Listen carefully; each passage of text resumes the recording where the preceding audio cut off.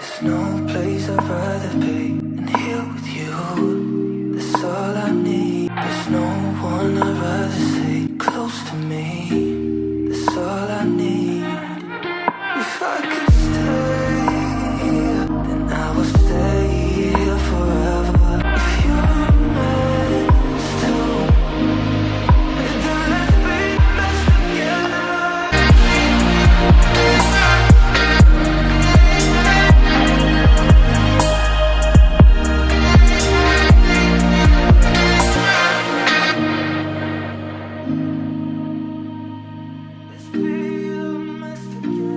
Hi friends, मैं हूँ उर्वशी और आज मैं आप लोग के लिए वीडियो लाई हूँ ऑन ऋषिकेश। फ्रेंड्स, ऋषिकेश में गई थी दिवाली पर दिस साल। तो फ्रेंड्स, ये मैं पहुँच गई ऋषिकेश। कैसे पहुँची ये बाद में बताऊँगी।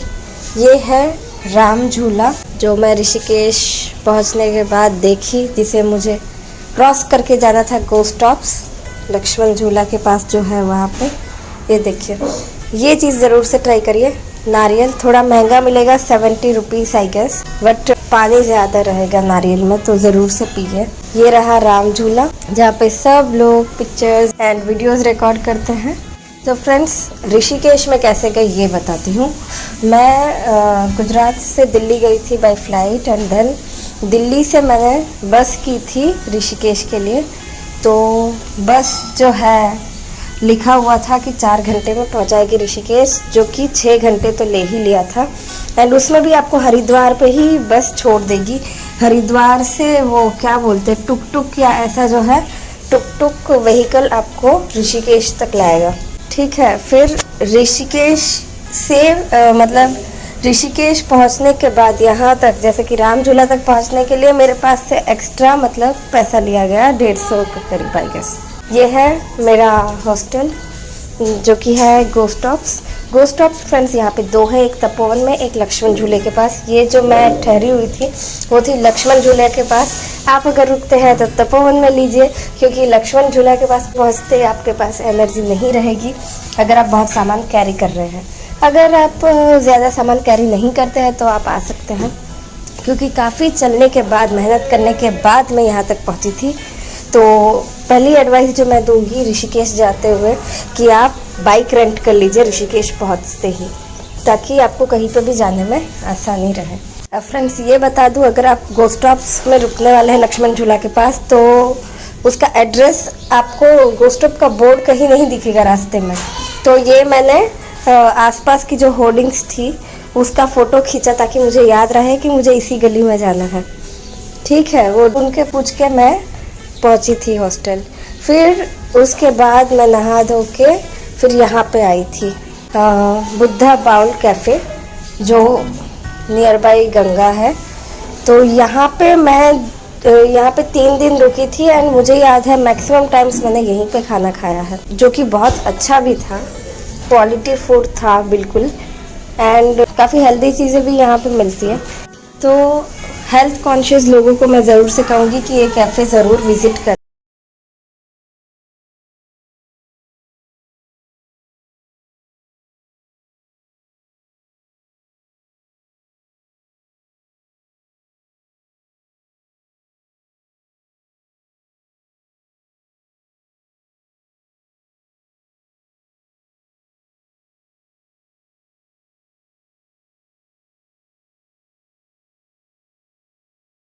जगह देखने को मिल जाएगा। देन आफ्टर फ्रेंड्स मैं निकली बाहर घूमने के लिए, कहाँ जाऊँ करके। रास्ते में मुझे ये गीता मंदिर मिला। उसके बाद फ्रेंड्स मैं निकली ये त्रिवेणी घाट के लिए। ये पहुँच भी गई त्रिवेणी घाट, जो वहाँ से नज़दीक ही था। हालांकि दोपहर के टाइम पहुँची थी, मतलब शाम होने ही वाली थी उस समय पहुँची थी, तो ज़्यादा भीड़ नहीं थी उस समय तो घाट पे। जैसे कि आपको पता है आरती शाम को होती है, तब बहुत भीड़ रहती है। तो मैं शाम होने से पहले पहुंच गई थी। मैं नीलकंठ महादेव टेम्पल जाना चाह रही थी, बट उसके बंद होने का टाइम है 5 बजे का। पैदल मार्ग जो है वो आपको ये राम झूला के पास से मिलेगा, बट पैदल मार्ग का जो डिस्टेंस है वो 8 किलोमीटर। तो मैंने सोचा इतना पैदल मैं नहीं चल पाऊँगी। मैं पहुंची थी आई थिंक करीबन 4 बजे, तो फिर इट वॉज ऑब्वियस मैं 5 बजे तक नहीं पहुंच पाती। सो दैट्स वाई मैंने सोचा कि मैं दूसरे दिन जाऊंगी। तो फिर मैंने बस उस दिन ये राम झूले पे फ़ोटोज़ क्लिक की एंड देन शॉपिंग करने का सोचा। तो मैं शॉपिंग करने के लिए निकली। काफ़ी शौक से मैंने परचेज़ जो किया वहाँ से मुझे याद है मैंने 3-4 इयररिंग्स लिए थे, क्योंकि मुझे इयररिंग्स का थोड़ा शौक है। कपड़ों के लिए मैंने देखा बट इतना कुछ मुझे स्पेशल लगा नहीं। एंड किसी जगह मुझे वाइट कुर्तीज़ यहाँ पे काफ़ी मिल रही थी अच्छी, वो पूछने के लिए गई तो पर वो भाई ने बोल दिया कि मैडम आपकी साइज़ का नहीं है। मतलब काफ़ी बड़ी साइजेस अवेलेबल थी, फिर उन्होंने जब बेचना ही नहीं था तो फिर मैं क्यों ज़्यादा फोर्स करूँ, इसीलिए मैंने नहीं ली कुर्ती। ये यहाँ का काफ़ी फेमस रेस्टोरेंट है चोटी वाला, जो अभी आपको दिखा होगा, वो आपको दिखेगा आखिर में भी जब मैंने खाना खाया था इस जगह पे। लास्ट डे मैं खाना खाती हूँ चोटी वाला में, जो कि काफ़ी फेमस नाम है मतलब ऋषिकेश में। ये स्ट्रीट्स पे जो कुछ आपको दिख रहा है, मैं तो रेकमेंड करूँगी कि आप लोग ज़रूर से नारियल पानी पिए और रामफल ट्राई कर सकते हैं, जो कि मैंने आपको दिखाया। एंटीक चीज़ें भी काफ़ी मिल रही हैं, बट मुझे ऐसा रहता है कि ज़्यादा सामान ख़रीदना नहीं है ताकि ज़्यादा सामान कैरी ना करना पड़े लौटते वक्त। तो बस मैंने इयररिंग्स लिया था, मुझे याद है, और कुछ भी नहीं। दूसरा मैं कहूँगी कि आरती से पहले जाके घाट पे बैठ जाइए ताकि आपको पूरी आरती देखने को मिले। जो मैं नहीं कर पाई थी किस वजह से वो आपको आगे देखने को मिलेगा, क्योंकि जिस वक्त आरती होने वाली थी उसी समय कोई पर्सन आके मुझे बोलता है उसकी फ़ोटोज़ खींचना। मैंने भी सोचा कि मेरी भी फ़ोटोज़ खिंचवाती हूँ, बट पता नहीं क्या हो गया मेरे फ़ोन को, तो फ़ोटोज़ अच्छी आई ही नहीं, तो मैंने आरती भी मिस कर दी एंड कुछ फ़ोटोज़ ले ली। ये फ़ोटो काफ़ी अच्छी आई, वैसे काफ़ी सुंदर, रात को जो है लाइटिंग की वजह से काफ़ी सुंदर व्यू था। तो ये सब देखने में, कैप्चर करने में एंड अपनी फ़ोटोज़ क्लिक कराने में मेरी आरती मिस हो गई वहाँ पे। तो मेक श्योर आप लोग ज़रूर से अटेंड करें। 6:30 to 7 के बीच कुछ आरती होती है यहाँ पे। फिर फ्रेंड्स दूसरे दिन फिर से मैंने बुद्धा बाउल में ही खाना खाया था, दाल राइस ही खाया था, बट बहुत ज़्यादा टेस्टी था, आप देख सकते हैं मेरी क्वांटिटी से। तो फ्रेंड्स ये है गोस्ट ऑफ हॉस्टल का टेरेस। तो जो मेन पर्पस था यहाँ पे रुकने का वो यही था कि जो हॉस्टल है उसके टेरेस से आप पूरा ऋषिकेश देख सकते हैं। So the main benefit of staying here is कि टेरेस से आप पूरा ऋषिकेश देख सकते हैं एंड काफ़ी सुंदर पिक्स एंड वीडियोस ले सकते हैं। तो फ्रेंड्स जैसे कि आपने सुना, मैं पहले दिन नहीं जा पाई नीलकंठ महादेव क्योंकि टाइम हो जाने वाला था, 5 बजे बंद हो जाता है। सो मैं दूसरे दिन निकली नीलकंठ महादेव के लिए सुबह, जो निकली थी मैं स्कूटी से। एक अलर्ट फ्रेंड्स मैं आपको कर दूं कि ये रास्ते पे आपको काफ़ी बंदर मिलेंगे। सो मैं एडवाइस दूंगी कि आप अकेले स्कूटी से ना ट्रैवल करें तो बेटर रहेगा। फ्रेंड्स पैदल मार्ग जो था वो 8 किलोमीटर का था, बट अगर स्कूटी या जीप से आप जाते हैं तो 25 किलोमीटर का डिस्टेंस है। तो करीबन आई थिंक घंटा भर लगा था आने जाने में, मतलब आने के लिए घंटा और जाने के लिए 1 घंटा। ये फाइनली फ्रेंड्स मंदिर पहुंच गई मैं, एंड मंदिर काफ़ी गली में से होके पहुंचना पड़ता है। And yes, like most of the temples यहाँ पे वीडियोग्राफी या फ़ोटोज़ अलाउड नहीं है, तो इसीलिए अंदर का आपको कोई फ़ोटो या वीडियो नहीं देखने को मिलेगा। बट फिर भी आप अगर महादेव के भक्त हैं एंड आपको सुंदर व्यूज़ देखने हैं, पहाड़ देखने हैं, तो फिर आप ज़रूर से नीलकंठ महादेव जाएँ, मैं रेकमेंड करूँगी। दूसरी एक चीज़ जो मुझे बुरी लगी वो ये था कि यहाँ पे जो है प्रसाद में वो मिठाई कुछ नहीं मिली। मतलब वो जो रेवड़ी आती है वो तो मिली ही, बट जैसे कि आप लोग पता है मुझे मीठे खाने का शौक़ है, तो वो चीज़ मुझे मिली नहीं। बोला कि जब सीज़न रहता है तब मिलता है करके, तो इसीलिए कुछ प्रसाद में आप मिठाई मिलेगी नहीं। ये फ्रेंड्स लौटते वक्त रास्ते में दिख गई हमें नीलगाय, ये देखिए। तो खाली बंदरों से नहीं, नीलगाय से भी सावधान रहिए। तो फ्रेंड्स नीलकंठ महादेव से लौटने के बाद मैं वापस ऋषिकेश गई थी, खाना खाया एंड देन मैं निकली सीक्रेट वाटरफॉल के लिए, जो कि मैंने गलत किया क्योंकि नीलकंठ महादेव से सीक्रेट वाटरफॉल मुझे नज़दीक पड़ता था, पर ये लिस्ट में नहीं था। एक्चुअली मैं राफ्टिंग करने वाली थी, बट फिर राफ्टिंग का प्लान मैंने पोस्टपोन किया एंड मैं सीक्रेट वाटरफॉल के लिए निकली। तो यही है वो सीक्रेट वाटरफॉल। ऋषिकेश से इसका डिस्टेंस जो था I think hardly 15 to 16 kilometres था। बट अगर आप नीलकंठ से जाते हैं तो आपको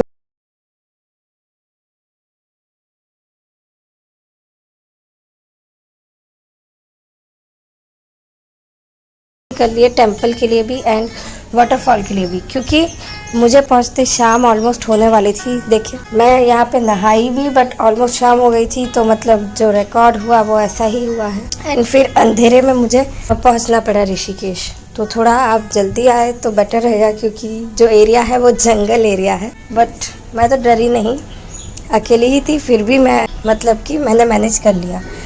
तो ये है फ्रेंड्स वाटरफॉल के नज़दीक क्या कैफ़ेज़ एंड स्टे के लिए भी अरेंजमेंट है यहाँ पे। तो आप ऐसा कर सकते हैं कि एक दिन यहीं के आसपास कहीं स्टे करें। यहाँ पे मैं फ्रेंड्स एडवाइस करूँगी, अगर वाटरफॉल जा रहे हैं तो नहाना तो बनता है, जो मैंने किया भी, तो एक एक्स्ट्रा पेयर ऑफ क्लोथ्स लेके चले। तो फ्रेंड्स ये उस दिन जिस दिन मैं वाटरफॉल गई थी, उस दिन मैं नया रेस्टोरेंट ट्राई करती हूँ, जो कि बिल्कुल गोस्ट टॉप के एकदम नज़दीक है, ला बेला व्यू करके। तो यहाँ से क्या है कि आप गंगा रिवर देख सकते हैं और नीचे बैठ के खाना है। ये जो है मेनू आपको दिख रहा है कि आपको मिलेगा, सब कुछ मिल जाएगा एंड खाना यहाँ का भी टेस्टी था, तो आप ज़रूर से ट्राई कर सकते हैं। बुद्धा बाउल के बाद ये रेस्टोरेंट। फ्रेंड्स आज फर्स्ट टाइम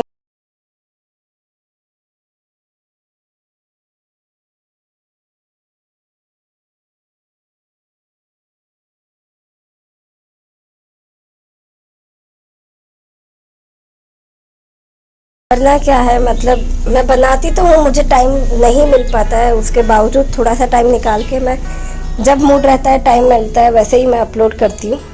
बट वो मैं करती रहूँ उसके लिए आपका लाइक शेयर सब्सक्राइब करना ज़रूरी है। Thank you. हाँ फ्रेंड्स, आप सोच रहे होंगे ये क्या दिखा रही हूँ मैं। तो इसमें हुआ ये था कि जैसे आप लोगों ने सुना, मैं वाटरफॉल गई थी स्कूटी से, तो स्कूटी रेंट की हुई थी। दूसरे दिन मैं स्कूटी ला के गोस्टॉप्स जो है वो थोड़ी ऊंचाई पे है, तो स्कूटी यहाँ पार्क की हुई थी। एंड जैसे कि आप देख रहे हैं ये पर्सन स्कूटी लेके जा रहा है, ये मेरी स्कूटी है, मतलब जो मैंने रेंट पे ली थी। तो चाबी तो मेरे ही पास थी, बट स्कूटी लेके ये पर्सन जा रहे हैं। उसके बाद ये पर्सन मुझे पूछते हैं मैडम क्या हुआ, तो मैं बताती हूँ कि मेरी स्कूटी नहीं दिख रही है। तो फिर ये भी ढूंढने आते हैं कि स्कूटी कहाँ है कहाँ है। फिर मुझे ये एडवाइस देते हैं कि बाहर एक होटल था, तो उसके कैमरे में ये कैप्चर हो गया होगा। तो यही जो आप देख रहे हैं वो उसी का फुटेज देख रहे हैं। फुटेज का टाइमिंग था फ्रेंड्स 3:30 बजे। तो होटल वाले ने एडवाइस किया 3:30 के आसपास जिसने चेकआउट किया होगा, मे बी उसी के पास स्कूटी है। तो इसीलिए ये फुटेज लेके मैं गोस्टॉप जा ही रही थी कि देखती हूँ, तो गोस्टॉप्स के बाहर मतलब जो ऊंचाई पे स्कूटी चढ़ा रखी है, मेरी स्कूटी वहीं पे मिल गई। तो friends moral of the stories, अपनी स्कूटी का ध्यान रखें, क्योंकि आप रेंट पे लेने वाले हैं स्कूटी। फिर जैसे कि मैंने कहा था शुरुआत में, मैं चोटी वाला रेस्टोरेंट भी ट्राई करी हूँ, जो कि यहाँ पे फेमस है, आपको राम झूला के पास मिलेगा, तो आप ट्राई कर सकते हैं। यहाँ पे तो मैंने आई थिंक इडली सांभर खाया था, अच्छा था, टेस्ट तो अच्छा था। ये सिंस 1958 है एंड रेस्टोरेंट्स के बाहर पर्सन बिठा रखे हैं, जिसके साथ लोग फ़ोटोज़ और वीडियोस कैप्चर कर रहे थे, जैसे कि आप देख सकते हैं। फिर आखिरी दिन फ्रेंड्स मैं राफ्टिंग करती हूँ। राफ्टिंग के लिए मैं जब जैसे ही ऋषिकेश एंटर हुई थी,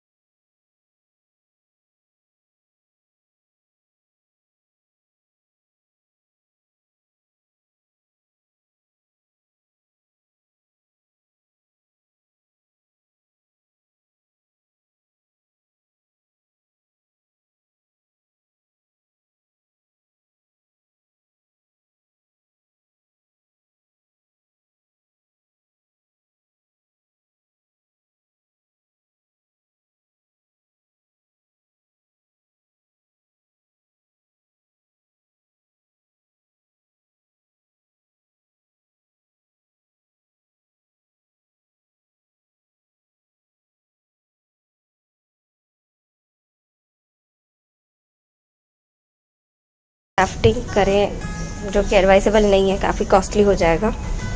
दूसरा मैं एडवाइस करूँगी फ्रेंड्स कि आप एक extra pair of clothes carry करें अपने साथ राफ्टिंग करने जा रहे हैं तो, क्योंकि ये लोग तो बोलेंगे कि आप भीगेंगे नहीं, पर ज़रूर से भीगेंगे।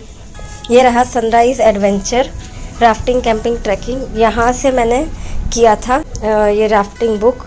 जो पर्सन मुझे मिल गया था राम झूले के पास में, एक पर्सन बोल रहा था 400 में राफ्टिंग, तो उन्हीं के थ्रू मैं यहाँ पे गई थी। बट मैंने आपको दिखा दिया कहाँ पे है। अगर आपको वीडियो पसंद आया हो तो लाइक शेयर सब्सक्राइब ज़रूर करें। Thank you for watching me, bye.